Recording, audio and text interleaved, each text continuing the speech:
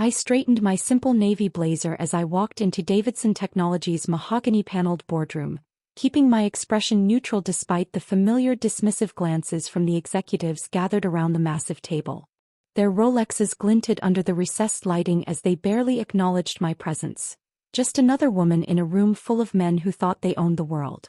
"Ah, there you are," CEO Richard Davidson called out, not bothering to look up from his phone. "Coffee for everyone. Black for me, 2 sugars for the CFO, and make sure the temperature is right this time." Chen, the CFO, smirked behind his laptop. "And some of those almond biscotti from the executive kitchen. The good ones, not the staff room variety." I could feel the weight of the documents in my briefcase, papers that would wipe those condescending smiles off their faces in exactly 47 minutes. But for now I played my part. "Right away, Mr. Davidson," I replied quietly, turning toward the door. "Oh, and Sarah?" Richard finally looked up, his custom Tom Ford suit probably worth more than what he thought I made in 3 months. "Take notes during the meeting. We'll need someone to record the significant changes coming to the company." If he only knew how significant those changes would be.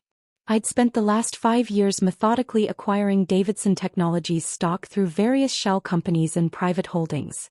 While they saw me as nothing more than an assistant who'd worked her way up from reception, I'd been orchestrating the biggest takeover in the company's history.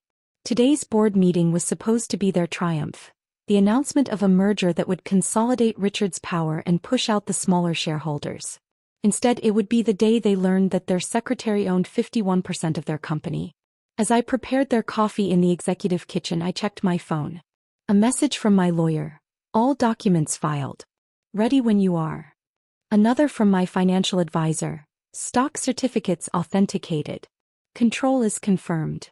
And one from my private investigator. "Additional evidence of misconduct secured. Use if needed." I arranged the cups on a silver tray, adding the precious biscotti they were so fond of. 5 years of fetching coffee, taking notes, being talked over in meetings, all of it had been building to this moment. Walking back into the boardroom, I distributed the drinks with practiced efficiency. Richard barely grunted his acknowledgement, too busy outlining his grand vision for the company's future. "The merger with Global Tech will position us perfectly," he was saying, gesturing with manicured hands. "We'll squeeze out the smaller shareholders, consolidate power, and then..." He paused for dramatic effect. "We'll take this company where it deserves to go." I took my seat in the corner, laptop ready, the very picture of efficient invisibility.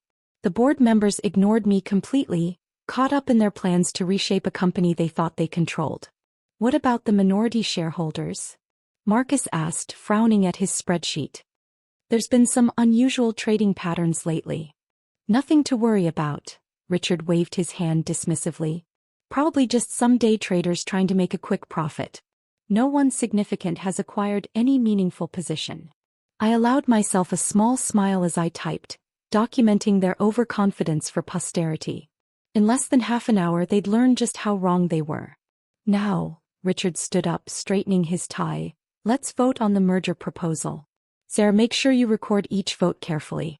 This is a historic moment for Davidson Technologies." Historic indeed, just not in the way he imagined. The board members began their voting ritual, each one smugly declaring their support for Richard's plan.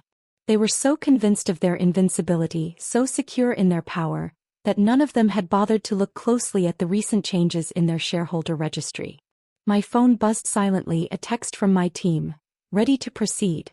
Legal team standing by." I watched the clock tick closer to the moment of revelation, remembering all the times they'd dismissed my ideas, talked over me in meetings, sent me on coffee runs during crucial discussions. Each slight, each dismissal had only strengthened my resolve. Richard was just raising his coffee cup in a premature celebration when my lawyer walked in, right on schedule. "I apologize for interrupting," she said crisply, her Armani suit a power statement of its own. "But before this vote proceeds, there's something the board needs to know." Richard's face darkened. "Excuse me, this is a private meeting." "Sarah, why did you let her in?" "Because I authorized it," I said, standing up and opening my briefcase. "As the majority shareholder of Davidson Technologies, I have that right."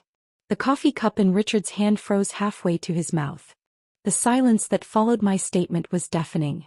Richard's coffee cup trembled slightly before he set it down with exaggerated care. What did you just say? His voice was dangerously quiet. My lawyer stepped forward, distributing folders to each board member. My client, Sarah Chen, through various holding companies and private acquisitions, now controls 51% of Davidson Technologies' voting shares.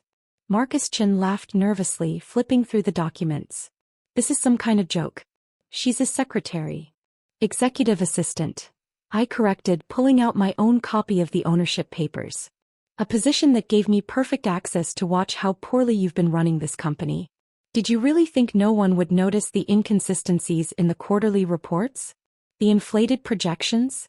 The suspicious timing of your stock trades? Richard's face had turned an alarming shade of red. Security, he barked into the intercom. They report to the majority shareholder now, I smiled. And that would be me. Impossible, board member James Harrison sputtered. We would have known if someone was acquiring that much stock. Would you? I pulled up a presentation on the boardroom's screen. Let's review. 3 years ago, Phoenix Holdings acquired 12% during your mishandled product launch. Last year, Summit Investments picked up 15% while you were all busy planning your executive retreats. Blue River Capital got 14% during that accounting scandal you thought you'd covered up. And 10% came from small trades you deemed too insignificant to track. Each company name was accompanied by documentation proving my ownership. Their faces grew paler with each revelation. All shell companies, my lawyer confirmed. All controlled by Ms. Chen. But where did you get the money? Marcus demanded, his calculator app open as he tried to compute the billions involved. Remember that algorithm you rejected 5 years ago? I watched comprehension dawn on their faces. The one you said wasn't worth developing because someone like me couldn't understand complex technology? I developed it independently. Sold it to Google for $300 million. Every penny went into buying your company while you were too busy underestimating me to notice. Richard stood up so quickly his chair toppled backward. This is illegal. We'll fight this. Please do, I said calmly, motioning to my lawyer. We have extensive documentation of board misconduct, insider trading and discrimination.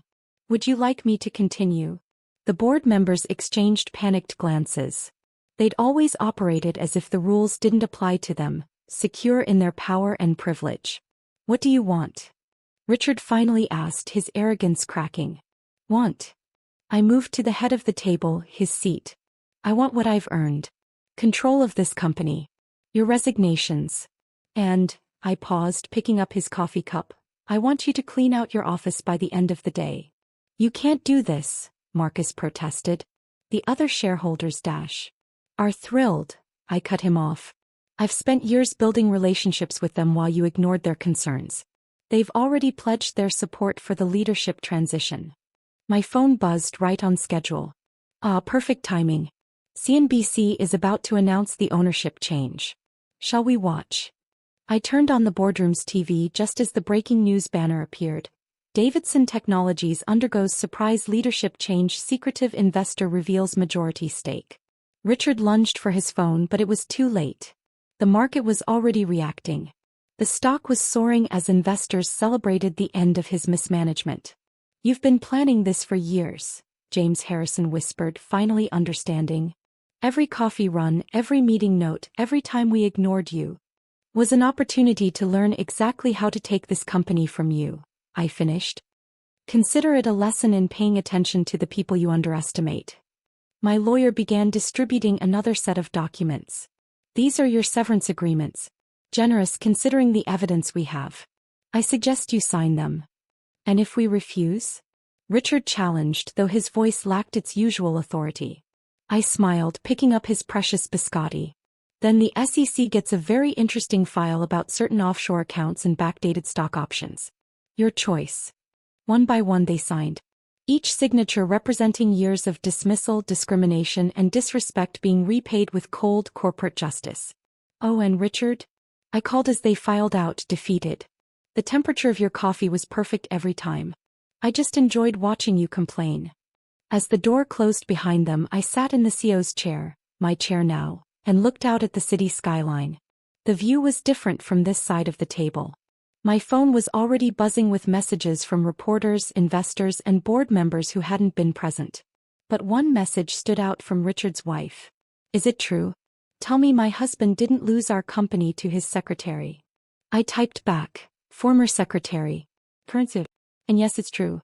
Perhaps you'd like to get coffee to discuss it. The headlines the next morning were deliciously satisfying. Secretary to CEO, the silent takeover that shocked Wall Street. Davidson Technologies' historic power shift.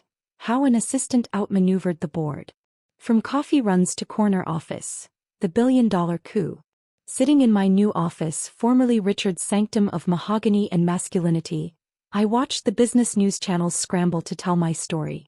My phone hadn't stopped buzzing since the announcement. Richard, we need to talk. This isn't over. Marcus, you don't understand what you're doing to this company. James Harrison, let's discuss a mutually beneficial arrangement. Board members who'd never bothered to learn my name were suddenly eager to reconnect. I forwarded them all to legal with a simple note. Add to the harassment file.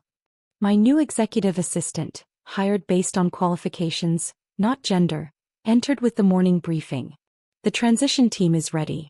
The press is demanding interviews. And, your old coffee cart has been moved to Richard's exit interview room. I smiled at that last detail. Petty? Perhaps. Satisfying? Absolutely. The first all-hands meeting is scheduled for 10 a.m., she continued.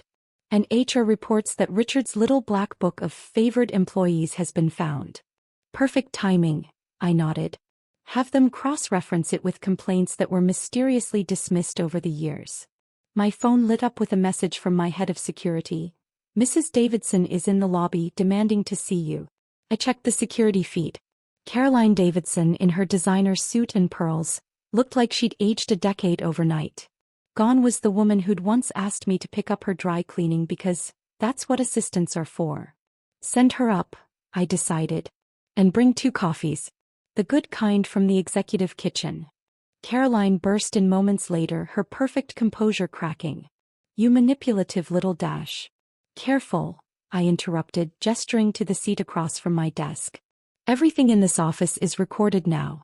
No more private conversations about keeping the help in their place. She sank into the chair, her Hermes bag clutched like a shield. How could you do this to us? After everything we've done for you? Everything you've done for me? I pulled out a thick file. Let's review. 5 years of sexual harassment complaints against Richard buried. Systematic discrimination in promotions ignored. An accounting scandal that should have triggered SEC investigations, covered up. Would you like me to continue? Those were business decisions, she protested weakly. No, I corrected. Those were abuses of power. And now? I smiled. The power has shifted. My assistant entered with coffee, served in the exact cups Richard had always insisted on. Caroline stared at hers like it might bite. Your husband's severance package is generous, I continued.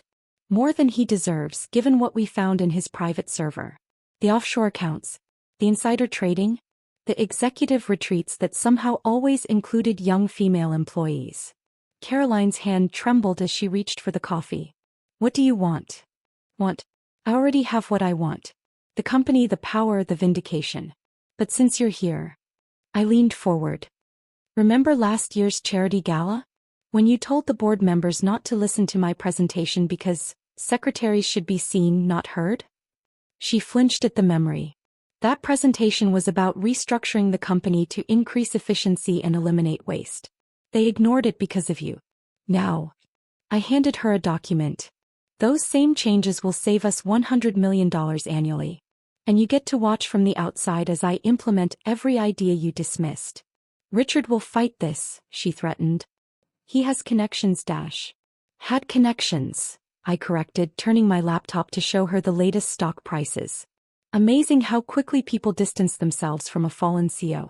Especially one with so many interesting photographs on his company laptop. Her face went pale. You wouldn't dare. I wouldn't have to, I shrugged. The SEC is very interested in Davidson Technologies' recent history. Your husband's private life might become very public if he decides to fight this. As if on cue, my phone buzzed with breaking news. Davidson Technologies announces major restructuring, Nouveau promises corporate culture overhaul. That's what I was typing all those times you thought I was just taking notes, I told her. Every meeting, every casual conversation, every dismissive remark, all documented. All part of the plan. Caroline stood up, her legs unsteady. You'll regret this. The business world isn't kind to Dash. To what? I cut her off. Women, minorities, people who weren't born into privilege? That world is changing, Caroline. And I'm going to enjoy making you watch it happen. After she left, I walked to the window wall that Richard had always used as his power backdrop. The view of the city was different now, clearer somehow. My phone buzzed with messages from other companies' boards, suddenly eager to discuss diversity initiatives. My assistant's voice came through the intercom. The all-hands meeting is ready. And Richard's personal items have been packed. Security is escorting him out. I watched on the security feed as Richard Davidson, former king of his corporate castle, carried a box of belongings through the lobby. The same lobby where he'd once berated me for bringing him the wrong type of breakfast pastry. The all-hands meeting was packed, every employee from janitors to executives, gathered to hear from their new CEO. The tension was palpable as I took the stage. 4 years, I began, this company has operated on fear, favoritism and discrimination. That ends today. Every promotion will be based on merit. Every idea will be heard regardless of who presents it. And no one will ever be judged by their title rather than their talent. The applause started slowly, then built to a roar. Years of suppressed frustration and hope breaking free at once. Later that evening, as I finished signing the last of the transition documents, my private investigator delivered one final file. Richard's secret communications with board members, plotting to maintain their power structure. Should we release these? She asked. I thought about it, then shook my head. Keep them sealed. Success is the best revenge. And I plan to be very, very successful. 1 month later, Davidson Technologies, soon to be renamed Phoenix Innovations, reported record profits. The stock had doubled. Employee satisfaction scores were at an all-time high. I had one more meeting to attend. The prestigious CEO roundtable, where Richard had once told me to stick to taking notes, had a new member. As I took my seat at the table, several familiar faces turned pale. Gentlemen, I smiled, opening my laptop. Shall we discuss the future of corporate leadership? I've taken excellent notes on what needs to change. Because sometimes the best way to break the glass ceiling isn't just to shatter it, it's to rebuild the entire structure from the ground up. And it all started with a cup of coffee and an underestimated assistant who knew exactly what she was doing. The revolution wouldn't be televised, but it would be meticulously documented in the notes they never bothered to read.